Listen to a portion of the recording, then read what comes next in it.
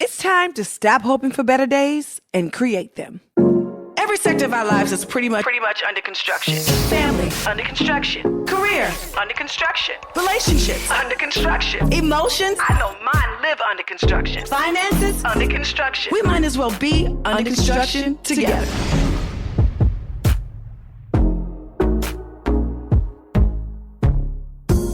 Welcome back to Under Construction with your girl, Tamar Braxton. Is anyone else excited about inauguration? Look, I know that I am. I'm really looking forward to watching President-elect Joe Biden and Vice President-elect Kamala Harris get sworn into office. Now, what changes are you most interested in seeing from our new administration?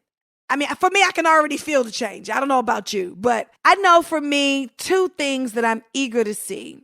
First, it's having an administration that is responsible. Let me just put it to you like that. Meaning you ain't popping off on Twitter at everything that works on your nerves and egging everybody else to pop off on Twitter because our president is popping off on Twitter. So that makes it okay, right? If the leader's popping off, everybody else is going to pop off. So no more Twitter fingers. I'm happy about that. And then number two, I'm really interested in seeing how they're going to rebuild the economy after COVID. I just feel like COVID really did leave a lot of people handicapped financially. If you're a single mother, single parent, if you are self-employed, in terms of our dreams and our goals, starting our own businesses, what does that look like after COVID?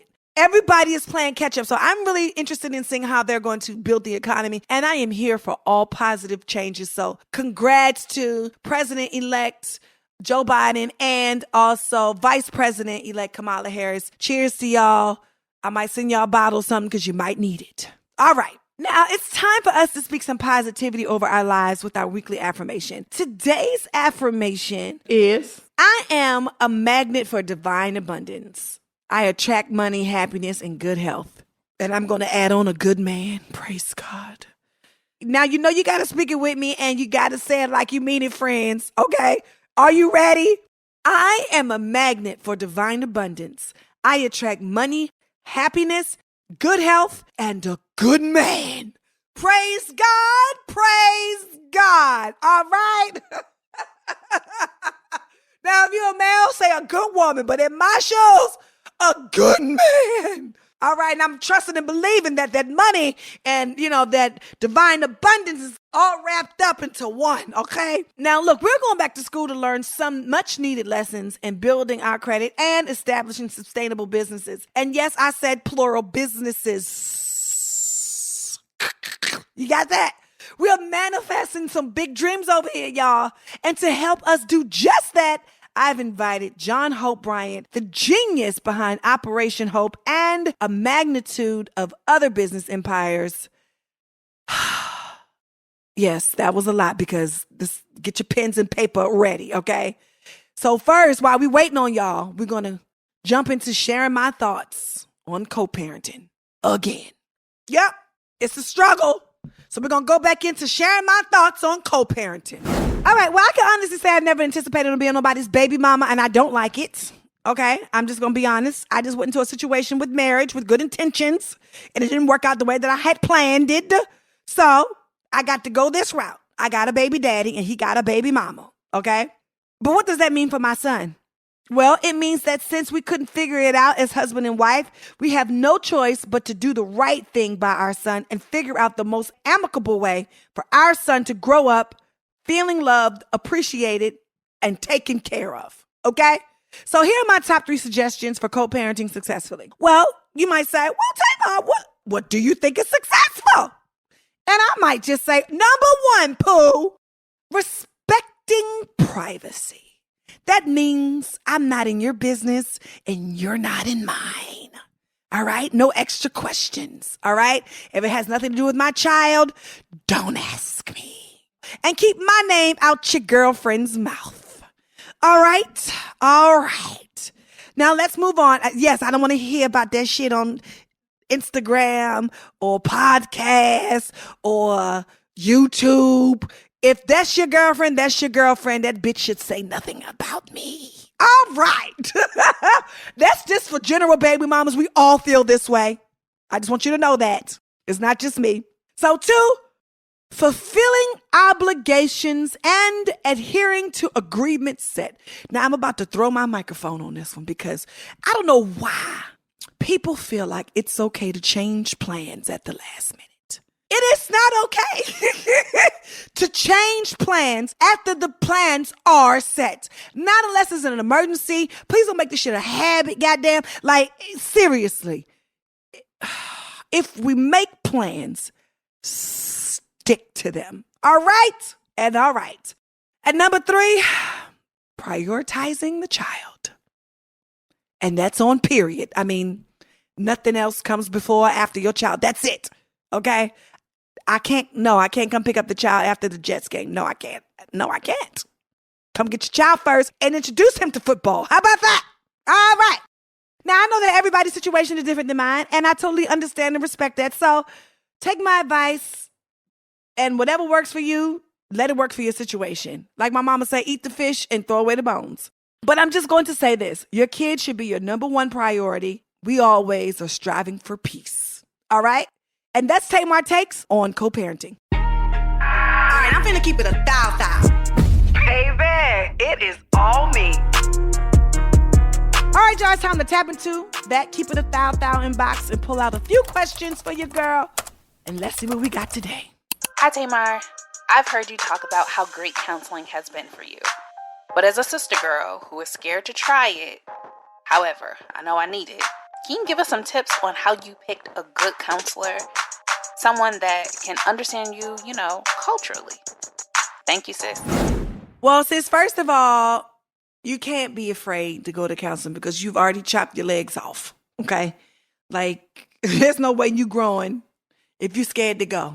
Like, you just got to put it in your mind. Like, I am not afraid to go. I am going to be healed. I am going to tell my thoughts and I'm going to get better. And that's it. Because if you're scared of going, you're not going to get what you need to get out of it. Okay. And to be honest, I think the best way to find a good therapist is word of mouth. Ask your doctors, ask your aunties or, people who you know are stable and people who you know have been in therapy for a long time. Or, it's try by error. You know what I'm saying? You just got to try some people out and see what works for you. And that's just what I have to say about that. Now, question number 2. Hey, Tay, so help me out. As a boy mom, how do you handle raising a boy? Any tips on staying in touch and in tune with our boys? Love you, girl. Yeah, so here's the thing. I'm a real girl's girl and I'm real girly. So I have to catch myself doing stuff when it comes to my son, or he'll check me. What's been the most useful for me is coming into his world, finding out what he likes and going from there. Like my son loves Ryan's world. He loves video games. He loves arts and crafts. He loves science projects. And so I do what he likes to do instead of bringing him into mine. I jump into his world. So I think, us moms that are girly girls, the only way we're going to connect with our sons or start to connect with our sons is find out what they really like to do. All right, well, I'm loving these questions, y'all, and let's keep them coming. To have your questions potentially answered on Under Construction, shoot your girl a note at ucwithtamar@gmail.com. That's the letters ucwithtamar@gmail.com. Up next, we're going into the blueprint. This is the blueprint. Come on, y'all. Let's go. The U.S. Small Business Administration reported that Black-owned businesses make up only 9.5% of all businesses in the U.S. To break that down in layman's term, there are only 2.6 million businesses owned by Black men and women. But here's the kicker. 96% of them have 0 employees. So sustainability is hard and scaling is nearly impossible. So I've asked John Hope Bryant, an American entrepreneur, the founder of Operation Hope, an author, philanthropist, and a prominent thought leader to join me. Welcome to Under Construction, John. Honored. Thank you. We're really happy to have you here. And I know some of my questions may sound a little adolescent, but our listeners are not very comfortable. So some of them are not very comfortable talking about finances. Money. Yes. Yeah. Yes. And I think that's the majority of our community. I know it took me a while to become comfortable with having those conversations and asking questions. I mean, I'm new to this as well. Bishop T.D. Jakes told me, he said, John, my job is easy. I'm trying to save souls and let people praise and heal people. You're trying to give people turpentine with some sugar on top of it. Nobody wants what you offer them. No, not at all. So that leads to my first question. Why finance? Why are you in finance? Because it's everything. If you want to talk about slavery, talk about economics and capitalism, no one brought us here 9,000 miles away because they just wanted to hate on us or hang around us. Yeah. It was because they're trying to build a country for free. The largest reverse transfer of wealth in world history probably was the 300 years that we worked for free in America, and we couldn't create capital because we were capital. We were traded, financed, insured, brokered. We were more valuable than crops because crops could fail in a certain area, but you could trade us and move us across country lines, state lines. So from slavery to, what built the word millionaire came from New York City in 1850, trading cotton. Where did cotton come from? Came from slavery. Yeah. Whatever why are people arguing listening to your show? Husband and wife, money. Yeah. Why somebody have stress and heart attacks? Money. Period. Why are somebody selling drugs in our neighborhood? Money. It's everywhere, but we don't understand it. And we are brilliant when the rules are published and the playing field is level, like the arts, which is what you do, and like professional sports. We kill it. Yeah. But no one ever gave us a memo on wealth creation, which is different from making money. We know how to get paid. Yeah. We're obsessed with these words. This drives me nuts. I want to get paid. I want to get this paper. I got to get this money. It drives me nuts. That is short-termism. That's today. When you build wealth in your sleep, it's a mindset. It's called compounding. Yeah. And so why are our neighborhoods a mess? Why are black men being killed by police officers? 100%. Tamar, in 500 credit score neighborhoods. Wow. 100% of these shootings by police, nobody ever says this, is in a 500 credit score neighborhood. George Floyd was killed in Minneapolis in a poor 500 credit score neighborhood. This is not coincidental to me. Right. So the color is green. It's not black or white, race, or red or blue, as in politics. It's green, and we don't understand the green other than we want to spend it. Yeah, that's so funny that you said that, because what just rang a bell to me was how many people know that their credit scores is in the 500s. You know what I mean? So what can you tell our listeners to help them to become more comfortable with conversations about money? When you meet somebody in the club next time, ask them their credit score after saying they're cute.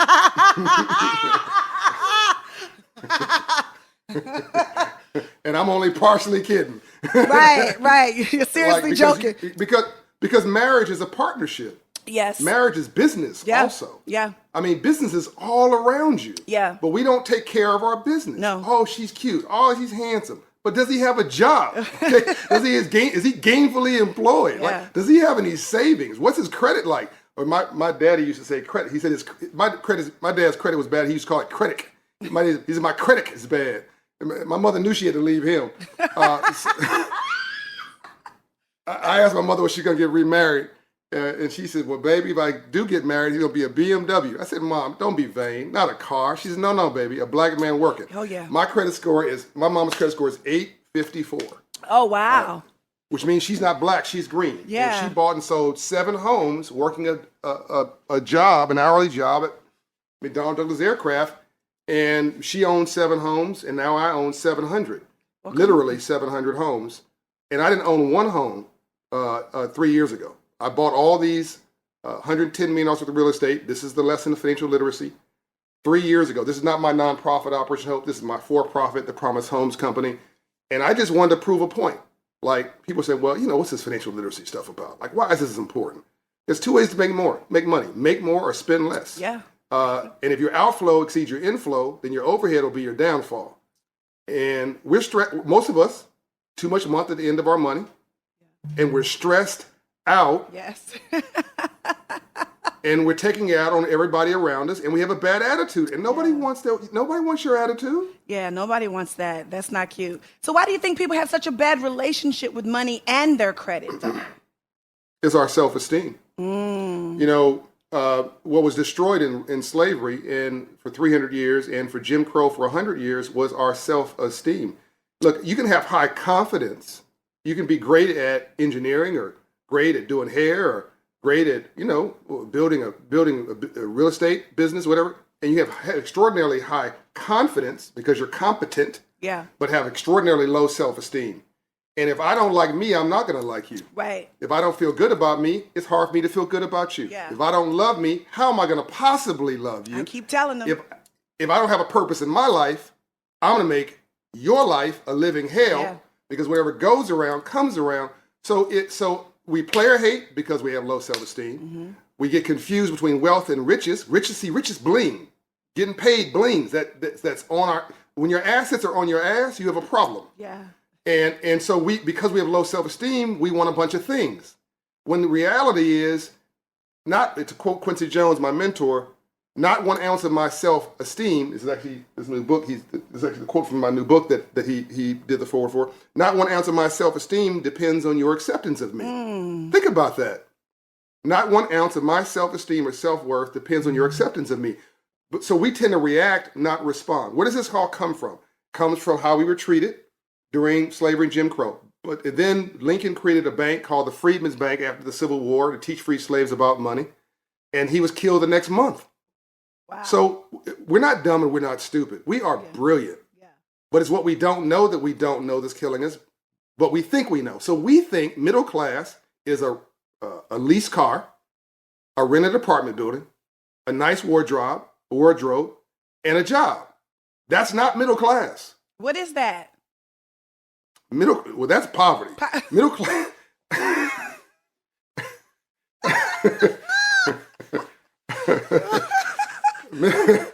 Middle class.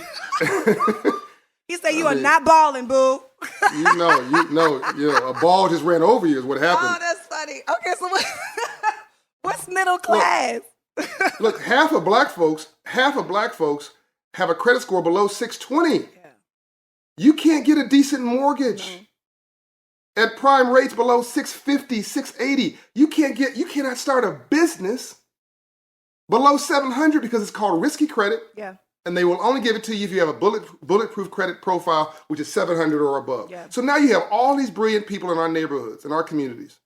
41% of us own a home compared to 73% of white folks. Yeah. That's a number one way you build wealth. It's home ownership. Yeah. I can do a whole show with you on why folks need to buy a house. It costs just as much to buy a house as it does to rent.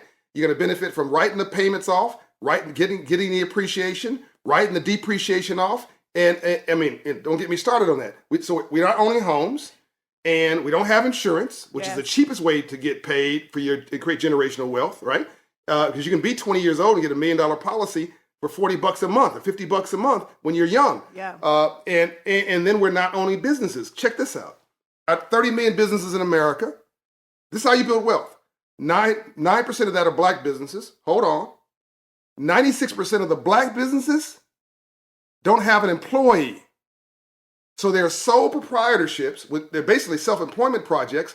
How did I say you build wealth? Compounding. If you don't have employees, then you're just a self-employment project. You're hustling, try to get that paper. Again, try to get paid during the day. And then that's it. You go to sleep. And you wake up and do it the next day. You need 2, 3, 4 employees who are compounding your revenue, working on different clients. You no different than you need 1 or 2 homes to rent. So when you go to sleep, you're getting that rental income. Sleep money. Or you need some stocks. Or what? We call it sleep money. There you go. That's it. Sleep money versus dumb money. Yeah. Dumb money is financing jewelry. Isn't that silly? Okay, so here is the thing.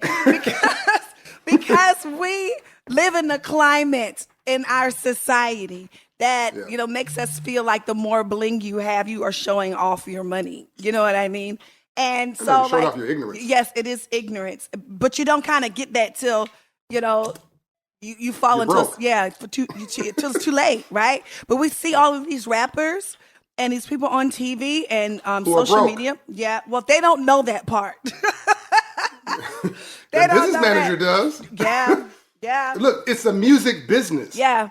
Yeah, but the business manager doesn't tell you about Of how course to he increase doesn't. your credit or buying a home Yeah. or having stocks and bonds. They don't teach you none of that, but still you're paying 5% every month. Quincy Jones says, if you think you're in the music business and you don't own music rights, publishing rights, licensing rights, some kind of rights, you're actually not in the music business. You're a temporary performer. It's the read for me. Okay. So what I love about what you're doing is because you're compounding here. You've got your podcast, you've got your music career, you've got your business. You are showing your audience by the way you're living your life that you understand that you are a brand. Yeah. And that brand is part of building wealth. Yeah, but When that you took manage me that took me losing everything to gain well, rainbows after storm. Yeah, Yeah, to that's gain, okay. It's yeah. all good. No, I was I'm not homeless. shameful. Yeah, you were? Oh, tell I us was about homeless. that. What happened? Now you have I 700 went broke. homes. How did this financial guru go broke? How does that happen? What are you talking about? Believing too much in my own press. Ooh. Confusing Ooh. business with busyness. Trying to Ooh. bling, trying to profile. Look, there's 3 types of people like 3 types of birds. There's eagles, there's buzzards, and there's turkeys. Eagles don't fly in packs. You've Yeah. never seen a flock of Yeah. eagles. Buzzards love packs. Always player hating you to elevate themselves. All right, stepping on your head to elevate themselves. They love packs. But turkeys got wings and can't fly. Come on now. Just profiling. And I was, for a period of time, we're all at different times of the week, all those birds. You got to be more and more like an eagle. But I was a turkey, trying to be something I wasn't because my self-esteem personally wasn't strong early in my life. So I started my first business at 9 years old, 10 years old, neighbor candy house, put the liquor store, the candy business when I was 10 years old. I'll tell you the story if you want me to, but I want to conserve time for your questions. It's actually an interesting story. I want to know the my story. life. Please tell me. Okay, I'll do it quickly. So my mother told me she loved me every day of my life. So I had a self-esteem, thank God. And my mom is in my life like your mom is in your life. And it's a beautiful thing. And then my dad owned his own business. And so I had a sense of yes, I am and yes, I can, right? Yeah. But I didn't know what I was supposed to do. I just knew I was somebody. Yeah. So I'm at school, and this white banker comes to my classroom to teach financial literacy. It's Compton, California. I'm 9 years old. And a white guy, red tie, white shirt, blue suit, nice car in the parking lot. And I raised my hand. Excuse me, sir, second session. What do you do for a living? And how'd you get rich legally? And I was dead serious. Right. Because nobody in my neighborhood got rich legally. Right. I mean, it was always some game. It was player, it was pimping, it was selling drugs, Yeah. it was The hustle. the only office building in my neighborhood was the courthouse. Okay? Wow. It was not, and so there was nobody who had a business card, nobody who was on a salary, nobody who had a white shirt. They all had blue shirts. Nobody. I didn't understand what he did. He said, "Young man, I'm a banker, and I finance entrepreneurs." I said, "Sir, I've never heard that word entrepreneur in my life. Unfortunately, that's a sin for us. I never heard that. No one had taught me that word. Yeah. Whatever an entrepreneur is, if you're financing them and it's legal, I'm going to be that." I went home, opened the dictionary. Back then, it was a dictionary. Yeah. Looked at the word entrepreneur. Kids today don't even know what the dictionary is. No, they don't. It's a Google search, which is all good. We got to turn our smartphone back into a smartphone from a dumb phone and start searching things that make you money and build you wealth. So that turned my whole life around. Light came on, and I went to the liquor store owner who sold candy in my neighborhood down the street, Mr. Mack. "Sir, you're selling the wrong kind of candy." He said, "Go away, little boy. I've got a college degree." I said, "That's nice. I've got cavities. You're selling the wrong." and so he wouldn't listen to me. And so I hire me. He said, "Well, I want you to be a salesman, sell candy." "No, I don't want to do that. I don't want to be your performer. I want to be the box boy." He said, "That's the worst job I've got. That's the one I want." Okay. I quit 3 weeks later because all I wanted to do was go in the box, the cold box where, when you go in the gas station now and they push the water up front where you pick it up in the front. Yeah. I was the guy in the back pushing it forward. Okay. All I wanted to see on the box, where did he get his inventory from? Oh, wow. What was the wholesale rate he paid for it? What's the markup? How much money is he making? What's selling and what's not? Once I confirmed my theory and understood what he was doing, I quit. Borrowed $40 from my mother because she's a capitalist and wouldn't give it to me. She loaned it to me. maybe paid it back. And we went to a place, Irish food store in Smart and Final, where he got his inventory from. And anybody who's young watching this, listening to this broadcast, know that people will, for a time, give you grace. So this Jewish guy was like, oh, young man with a school project, we'll help you out. Gave me free racks. And I ate through half the inventory of that candy. And then I sold the other half and made $300. Wow. On a $40 investment. I was hooked. And I made $300 a week, put the liquor store out the candy business, found girls, lost the business, recurring theme in my life. But that Wait. but that's that turkey stuff I was talking to you about. Yeah. You know, I tell people, look, you gotta get your priorities straight. Go to school, and I mean K through college. If you black, you're born on probation in America. You got to go through college. K through college. Yeah. Then get a job. Then get a career. Then get married. Then have babies in that order. In that order. Okay. Right. Okay. So anyway, that's how I became an entrepreneur. Wow, which is that's to build crazy. something from nothing. Let me tell you what it is for me. What it is for me is that where did you get the thought of working in the back to educate yourself, to know everything that you needed to know to start your own business? Like, where did you get that from? Where did that come from? So real talk, like you know, people see the nice, pretty package and assume that you haven't been through something. Yeah. And you and I both have. So, you know, I saw murders before I was 9 years old, right in front of me. Well, one was right in front of me and one was down the street. My best friend was murdered, hanging out with the drug dealer, Tweet, who lived next to me in Compton.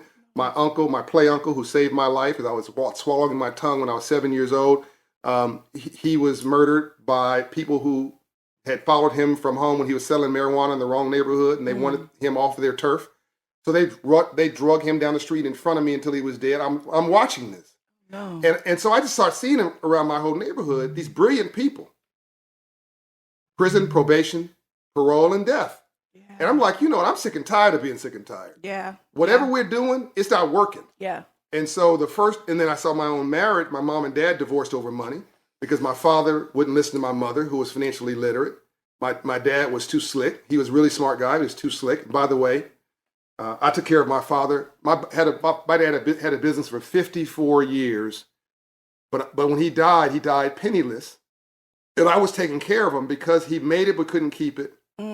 Because he made $1 and spent $1.50, which means the more money he the more money he made, the broker he got. The reason I'm telling this story is I don't want anybody watching or listening to this program to feel ashamed because they have problems. Yeah. Problem is like breathing. Okay. Yeah. You know, and a saint is a sinner that got up. Yeah. You are God's child. You are amazing. Whoever you are listening to this, you can do anything you want to do. Absolutely. But you got to get your life straight, and you need a business plan. And when I was 9 years old, I'm like, I'm not going out like this. Right. I'm not being shot down on no street corner. I'm not going to prison.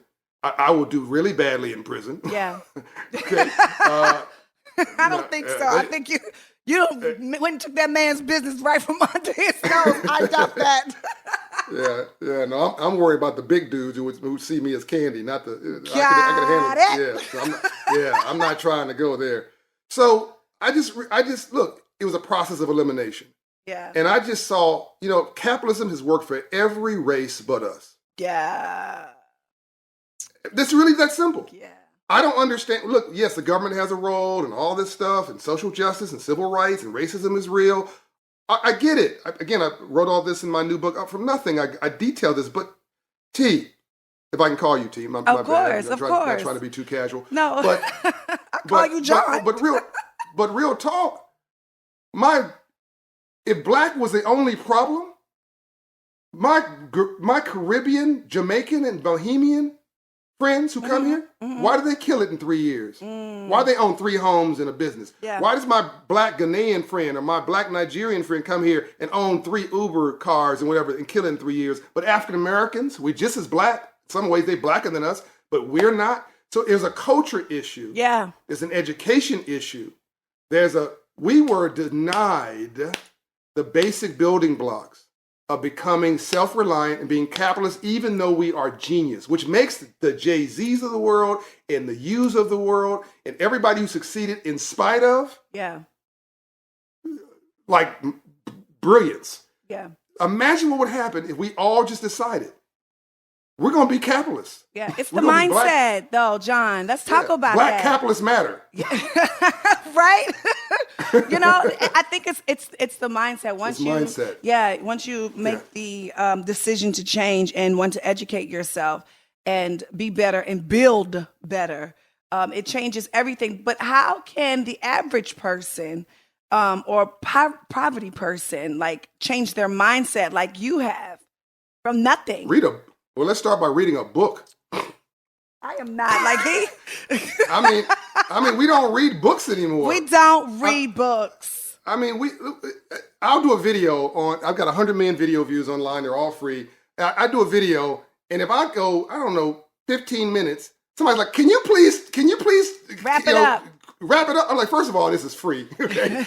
so bounce or shut up. Number two, you listen to the rap video all night. Yes. You go watch some TV show, a whole series all night, but you won't give me 15 minutes? So I just think we need to start having real conversations. Like what's that joke Chris Rock said? If you want to make sure nobody robs your house, put your money in a book because criminals don't read. Facts. We need to read a book. We need to understand financial literacy. I've written a bunch of them on financial literacy. You can get them for $8. That's more than that's more than Starbucks costs more. Okay. But John, we don't want to read though. So what happens when we don't want to read? You're gonna be broke. That's a fact. That's a fact. So look, I have financial coaches at Operation Hope. Yeah. Okay, you don't want to read. Fine. Listen, then go to my financial coach. I'll make this really easy for you. Download the Hope in Hand app. It's free. Call my 800 number. It's free. Go on to my website address for operationhope.org. It's free. Okay. All right. And make an appointment. No, you don't have to drive anywhere in COVID. You can do it virtually. Okay. Right. And in 15 minutes, you'll get your life changed. Most of us have an error on our credit report. I'm going to give you two quick examples. Okay. And if you let us, my coaches, to dispute that to the credit bureaus. There's 3 credit bureaus: Experian, TransUnion, and there's a FICO score. I'm forgetting the third one. Experian, TransUnion, and it doesn't matter. It'll come to me. And we will write a letter to the 3 credit bureaus for you. If they can't confirm that that's yours within 30 days, they must remove it. That's the law. When they do that, it pops your credit score 40 points. So if you were 580, now you're 620. If you were 620, now you're 660. Now your self-esteem is up, your confidence is up, your belief is up. You're like, okay. And now the cost of capital came down. Now, second thing, let's say to your listeners, you ever heard of the Earned Income Tax Credit? Most people say, what's that? Yeah. Great. Congratulations, you got a check. Because if you make $60,000 a year or less in this country and breathe in a mirror and walk, the government owes you a check for working. So if you make $38,000 a year, got 2 children, the government owes you $4,000 cash. In fact, if you modify your tax returns today, you may have the money by New Year's. And T is retroactive 3 years. What? Well, man, you may have to go back because we ran through that. She's like, wait, slow down. Wait a minute. Go back. Go back for the people in the back. Now, what happened? Slow it down. For folks in the back of the room, say it again. So I'll make this real simple. Okay. You make $40,000 a year, which is most of us. Right. Got a couple children. The government owes you a check. How? It's called the Earned Income Tax Credit. It's a bonus for working. And $20 billion goes back to the federal treasury every year because you and I never asked for our money. Right. And if you've never filed, it's retroactive 3 years. So it's not $4,000, it's $12,000. What? Wait, what's the name of it again? You don't qualify, Tamar. You don't qualify. You so far out the you so far out the qualification bucket.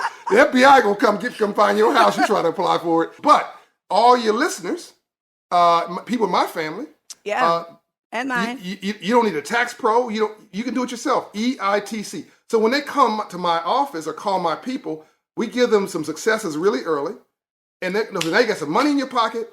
Your credit score is up. Your self-esteem is being restored. You're now feeling like you're part of this capitalist system. You're like, okay, now what? Take that $12,000, that $4,000, pay off a credit card, pay off your car note, send your kid to college, get your mortgage up to date. Become financially independent. Yeah. from that abusive man. Yeah. You know, this is real talk. It is real so talk. That's what gets people interested in financial literacy. We're speaking financial literacy with business mogul John Hope Bryant, and we'll be right back after this break.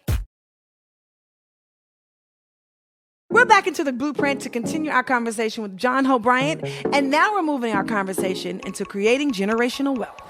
So if one is trying to save, what do you suggest? And they're already stretched for money. You know what I mean? Stay out of the mall.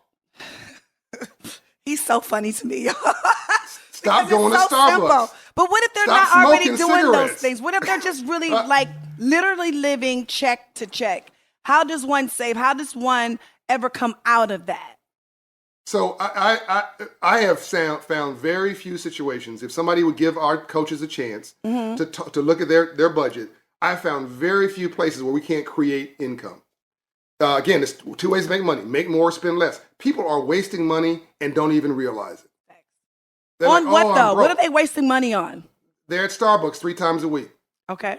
If you go to Starbucks 3 times a week and you smoke cigarettes, that's $6,000 a year. Yeah. If you make $36,000 a year, that's 20% of your income. Stop right there. I'm gonna say it again for folks at the back of the room. Yes. If you smoke cigarettes, and by the way, the box says this crap will kill you, so you shouldn't be smoking them anyway. Right. But you do stop doing that and get some Folgers at home and make your own coffee. Okay. Me, one will talk about me. They call me frugal now. I am a proud frugal person. Okay, I got my little K-Pods over here. I put my own creamer in. I ain't no shame in my game. So you can create wealth for yourself. Look, you don't need 58 channels on cable. Get 3. Right. Oh, that's good. That's good. You know, there's just a number of carpool, right? Stop trying to buy a BMW when you make $12 an hour. I mean, it's ridiculous. The maintenance payments the maintenance charges will kill you. So, and here's another problem we got. We have to stop asking what the payment is when there's an interest rate attached. Come on, somebody. This is a problem. We're like, what's the payment? What's the payment? Yeah. They charge you 28% interest, and we asking what's the payment? Yeah, look, it's not a Mercedes, it's Mercedes payment. Mercedes. Oh my God, who knew you were this funny? No, you got me late in the afternoon when I ain't got no patience. Oh, that is hilarious. Okay, so we can sit and talk to you all day, but you have to promise me, Mr. John, you will find some time in your schedule to come back, because I think at least once a month we need you. We need your input, and we definitely want to make some changes, especially in this year, because we all took a whole bunch of L's last year. We all just want to get educated, which for me is the number one thing. And also to do better, because why? We're under construction, right? Under construction. And with a software upgrade attached. I love the name of your show. And I love your spirit, and I love what you're doing, and count on me anytime. Let me say this, if you don't mind. No, go. We know somebody, most of us, who dealt drugs. Yeah. Okay. Let me stop right now. Where did NASCAR came from? It came from moonshine running. Moonshine runners in the Appalachian Mountains, poor whites, were running from the police. They realized there was no future in that, but they were good drivers. They converted that into race car driving, and now they have logos from corporations on their cars. That's where that came from. They made it respectable. I didn't know that. Yep. So drug dealing is immoral, it's unethical, it's a bad business plan, it's going to end in bad things. But what they're not is dumb. They understand import, export, finance, marketing, wholesale, retail, customer service, security, territory, logistics. It goes on and on and on. These are just illegitimate entrepreneurs. Yeah. We think about if you're a gang member, you're just a frustrated union organizer. If you're a drug dealer, you're an entrepreneur with a bad business plan. You said the gang is the union. Is a frustrated. Okay. But look at the talent in our community. Yeah, for real though. If we just organize, and I created something called the 1 Million Black Business Initiative with Shopify. We're going to stand up 1 million new black businesses in 10 years.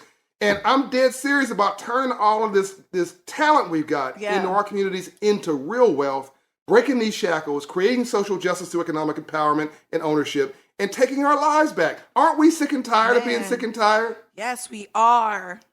Yes, we are. Read a book. And call my coach. Call your coach, yes.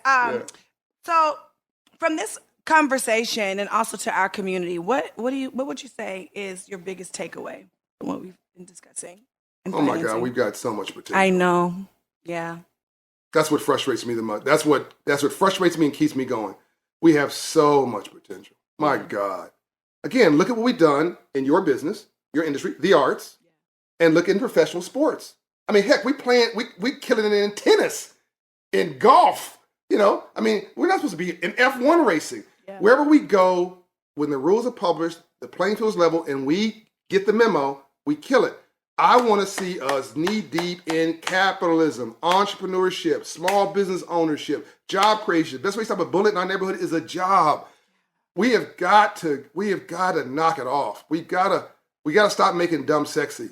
We've made dumb sexy for way too long. We got to start making smart sexy again. Yeah. And that's what I'm obsessed with, and I dedicated my life to.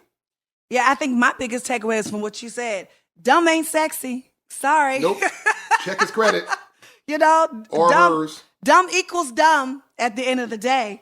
You know, and we don't like to use those words around here, but at the end of the day, we have to take a look in the mirror and really be real with ourselves. You know what I mean? And we're not talking about a dumb person. No, we're not. Decisions.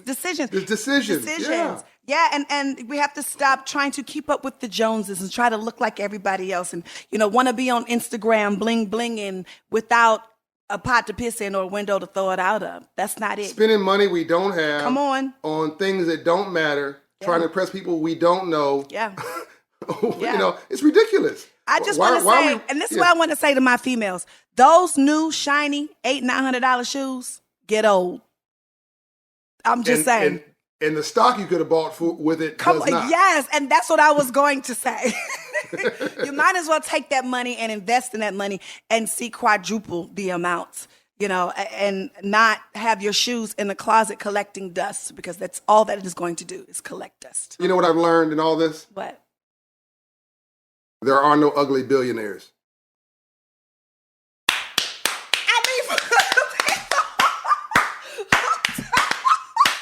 No, there is not. And they don't smell either. They're perfect. Nope. There are no ugly billionaires. They really aren't. No, there isn't. They're all attractive. Very much so. Fine. Yes, fine, with a chiseled body. Okay. Oh my God, John, thank you so much for coming. First of all, can you please plug your new book, please? For the people who needs to read, y'all go get the book, please. Well, I even did it on audio. If you can't read, just listen to it. Oh, okay, that makes it easier. If you don't care, if you don't, everybody can read. If you don't want to read, you can listen to it. You listen to me droll on. I read it. I don't know what I was getting myself into, and I decided to read it, but I read it so you can get the digital version. It's called Up From Nothing, The Untold Story of How We All Succeed. It's my 5th book, 3 of which are bestsellers. And I think I'm the only best-selling author on economics and ownership who's Black. It is about mindset. It's what you were talking about earlier. We just need to get our minds right. We need to get our heads right. Yeah. And wealth will follow.